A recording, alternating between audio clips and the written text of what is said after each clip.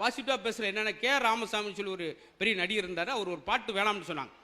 நான் பாட மாட்டேன் இனி பாட மாட்டேன், இந்த பாட்டு ரொம்ப நெகட்டிவா இருக்கு வேணாம் அப்படின்னாங்க. அவர் நான் பாடிய ஆவேன் பாடினாரு. அதான் அவருக்கு கடைசி பாட்டு.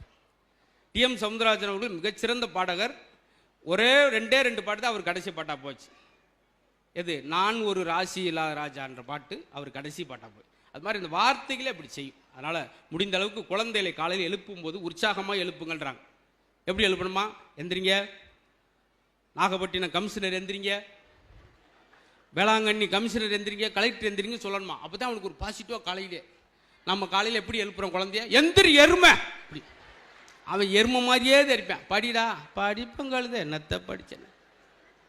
வெளிநாட்டில் பாருங்க, தாமஸ் ஆல்வா எடிசன் வந்து 1200 கண்டுபிடிப்பை கண்டுபிடிச்சிருக்காரு. எப்படி தெரியுமா? இந்த விஷயத்தை சொல்லிட்டு முடிக்கிறேன். ஸ்கூல்ல சேர்த்து வராங்க எடிசனுடைய அம்மா. ஸ்கூல் வாத்தியார் பார்க்குறாரு.